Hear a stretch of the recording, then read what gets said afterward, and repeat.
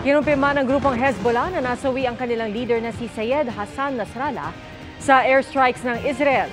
Pero patuloy raw nilang lalabanan ng Israel bilang pagdepensa sa kanilang bansa at suporta sa Gaza at Palestine.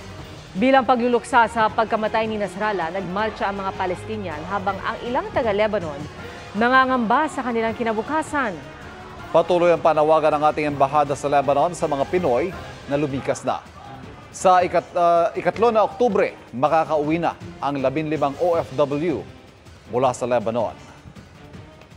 Again, this is a call for all Filipinos, not only OFWs, but for all Filipinos in Lebanon to heed the call of government for voluntary repatriation. Muling pinabubuksan ng PNP ang investigasyon sa pagpatay kay dating PCSO Board Secretary Wesley Barayuga matapos idawit bilang utak sa krimen ang ilang dating opisyal gaya ni dating PCSO General Manager Royina Garma. Nakatutok si Jonathan Andal. 4 na taon na ang nakararaan nang patayin ang dating PCSO Board Secretary na si retired Police General Wesley Barayuga. Pero hindi pa rin ito nare-resolba. Ngayon, iniutos ng liderato ng PNP na buksan ulit ang Barayuga murder case. Kasunod yan ang paglantad ni Police Lieutenant Colonel Santi Mendoza sa House Squad Committee hearing. Diretsahan niyang itinurong utak sa pagpatay kay Barayuga sina dating PCSO General Manager Royina Garma at dating CIDG Davao Region Director at ngayon NAPOLCOM Commissioner Edelberto Leonardo. Binigyan po ako ng trabaho ng mga upper class ko na ikakasira ng buhay ko. Kasi po, pumatay kami ng inosente. Sila Sir Leonardo na nag-utos sa amin at si Ma'am Garma po. Itinanggi ito ni Garma at Leonardo sa parehong pagdinig. Ang revelasyon ni Mendoza nangangailangan ng masusing reinvestigation. Sabi ni PNP Chief General Romel Marbil, sisikapin daw nilang ilabas ang katotohanan kahit paanong posisyon o kapangyarihan ng mga sangkot sa kaso. Anya, no one is above the law. Bibigyan daw nila ng hustisya si Barayuga at ang pamilya nito. Si IDG ang mangunguna sa muling pagbubukas ng kaso. Napapanahon na raw ito, sabi ni Manila Representative Benny Abante, co-chairman ng House Squad Committee. Ang kanila raw pagdinig ay hindi lang in aid of legislation kundi in aid of prosecution din. Dapat daw ilantad at mapanagot ang mastermind at mga sangkot sa krimen. Ang batchmates ni Barayuga sa PMA o Philippine Military Academy Matikas Class of 1983 nagpapasalamat sa pagtukoy sa mga salarin sa pagpatay sa kanilang mista. Hindi man daw na maibabalik si Barayuga, panatag silang may mga tao sa gobyerno na gumagawa ng paraan para mabigyan ito ng hustisya. Para sa GMA Integrated News, Jonathan Andal, nakatutok 24 oras. Napatakbo ang mga estudyante sa Tukuran Central Elementary School sa Tukuran, Zamboanga del Sur nang mag-emergency landing doon ang helicopter ng Philippine Air Force. Opening ceremony pa naman na eskwelahan doon para sa mga Boy Scout at Girl Scout.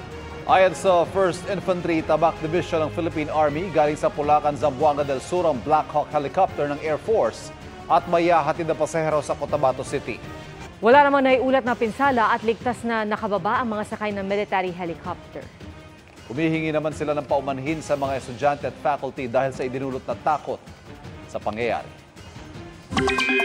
Mga kapuso, napanatili po ng Typhoon Julian ang lakas ito habang kumikilos hilagang kanluran ng Philippine Sea sa silangan ng Cagayan. Huling namataan ng pag-asa ang bagyo sa 235 kilometers east ng Calayan, Cagayan. Nasa 120 kilometers per hour ang lakas ng hangin nito at bugsong aabot sa 150 kilometers per hour. Kikilos ito pa northwest sa bilis sa 15 kilometers per hour.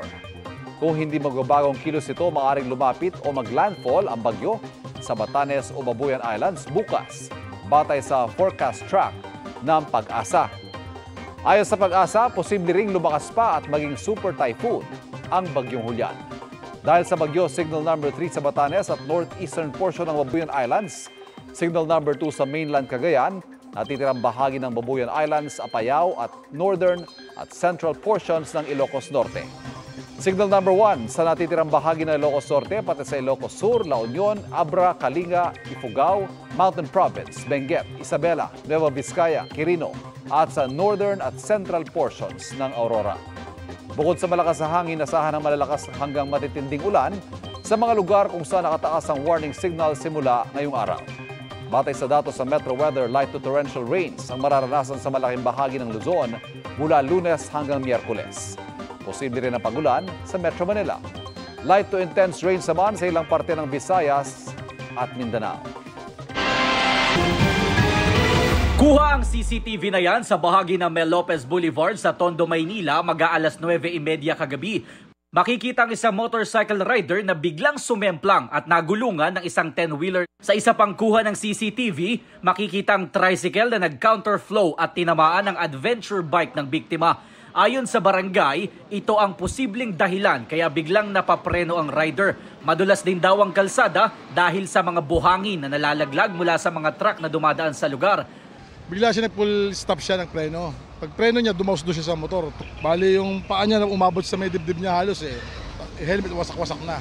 Agad dumating ang ilang rescue team na sinubukang i-CPR ang biktima bago dinala sa ospital. Gayunman, namatay kalaunan ng biktima. Dinala naman sa barangay ang driver ng truck na nabigla raw sa nangyari. Sa kwento niya, galing sila ng Pierre at papunta na sana ng Valenzuela para ibaba ang mga karga nilang kahoy na galing daw sa Malaysia. Ayotol na kami. Nung malapit na dun sa may maingay lakas ng takbo niya motor. Kala kong ano lang yun. Tapos may biglang tumunog. Sabi nila, naalangan daw nadulas daw yung motor. Hinahanap ng mga otoridad ang tricycle driver na nag-counterflow sa lugar. Para sa GMA Integrated News, Jomer Apresto, nakatutok 24 oras. Nanakaw pero nabawi ang kotse ni Miss Universe Philippines 2023 Michelle V. Ayon sa beauty queen sa kanyang Instagram, isang regular creative at ang nobya nito ang umaming sila ang responsable sa pangyayari. Nagtrabaho at tumira raw ang mga ito sa isa niyang apartment sa Maynila. Dismayado si Michelle sa naging aksyon ng mga taong pinagkatiwalaan at tinulungan daw niya. May ginagawa na raw si Michelle kaugnay ng insidente pero kung hindi anya maibabalik sa kanya ang mga bagay na kailangan pang isauli, mapipilitan daw siyang pangalanan ang mga sangkot. Nasa France ngayon si Michelle kasama si Miss Universe 2015 Thea Wurzbach at ilang pang personalidad para sa Paris Fashion Week. Na-curious po ang fans sa naging Instagram story post ni Alden Richards. Nakafocus man ang picture sa food bowl na nasa harap ni Alden, all eyes ang fans sa background nito. Pero don't worry, dahil sa IG post ng kapatid ni Alden, makikitang nagkaroon pala sila ng family time. Nagpakilig naman ang Korean actor na si Jang Ki-yong sa last leg ng kanyang Asian Fan Meet. Game na nakisayaw at nakipaglaro sa fans ang My Roommate is a Gumiho star sa kanyang Beautiful Day in Manila tour. Grateful daw si Jang Ki-yong sa mainit na pagtanggap ng Pinoy fans na may message para sa kanya. May message din si Jennie na Blackpink sa pretty girlies out there. Sa IG, nag-post siya ng 6 na mantra. Nagtatanong ang fans kung patis ba ito sa upcoming single ni Jennie in October.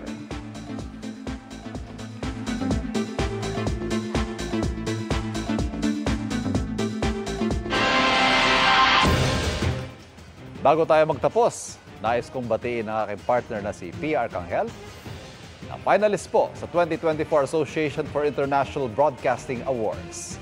Shortlisted sa Presenter of the Year category ang multi-platform veteran journalist na si Pia sa ikalawang pagkakataon. Kinikilala ng AIB ang pinakamataas na standard sa pamamahayag at factual production sa TV, radyo at digital platforms. Congratulations, partner. Ako, thank you, partner. Isang napakalaking karangalan ito, lalo na bilang kinatawan ng GMA Integrated. Thanks, partner! Samantalang mga kapuso, in the news ulit si Carlos Yulo at this time sa kanyang pagsuot ng crop top. Ano bang opinyon ng iba sa ganitong fashion taste na breaking stereotypes? Nakatutok si Mav Gonzalez. Crop top, loose-fit denims, platform shoes at designer bag. Certified trending ang latest fashion taste ngayon ni double Olympic gold medalist Carlos Yulo. May pumuri sa edgy fashion niya.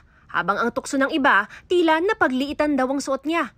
Sabi ng mga nakausap naming millennial at Gen Z, parang ngayon in style siya. Like kung makita mo sa Instagram or sa social media. Boys wearing that are very fashion forward na rin. Kung kunyari, malaki yung katawan ng ano, parang ang weird naman tignan kung magka-crop tops. Sa lalaki siguro, hindi maganda talaga. Mag-formality na lang po tayo. Kung tutuusin, ayon sa isang celebrity stylist, nakakatangkad daw tingnan pag naka-crop top. Nag-comeback lang din ang style na ito na noong 70s pinauso ng action star na si Sylvester Stallone. Bukod sa crop top, popular na rin ang pagsusuot ng palda, makeup at skincare sa mga lalaki. Siyempre, normal, magugulat kasi hindi naman normal na sinusuot ng lalaki yun. Bukod sa pagiging edgy, pinuri din si Kaloy ng netizens for breaking gender stereotypes. Pero pagdating naman sa fashion, uso man o hindi, wala rin yan sa kasarian. Kung komportable at nai-express mo ang sarili, G lang yan. Para sa GMA Integrated News, Mav Gonzalez, nakatutok, 24 oras. Mga kapuso, patuloy na tumutok sa mga balita. Mag-subscribe sa GMA Integrated News sa YouTube.